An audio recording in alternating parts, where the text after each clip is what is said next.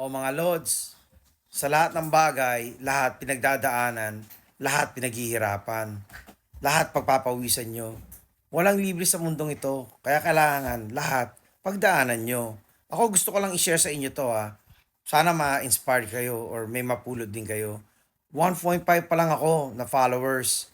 Nabiyayaan na ako ni Lolo Mets. Tuwan-tuwa ako pero hindi ko siya in-announce. Pero ngayon gusto ko nang i-share sa inyo. Ngayon, nasa 2.8 na yata ako. So, feeling proud, sarap ng pakiramdam, plus monetize ka na. Though, alam nyo naman, kailangan mo mga viral para kumita, di ba? Pero at least monetize.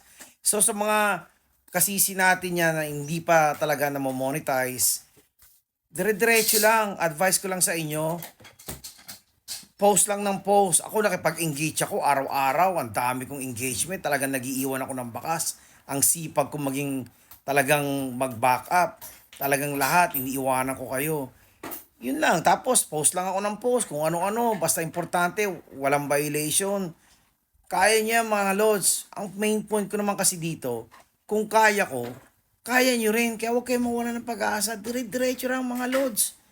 Kaya nyo yan.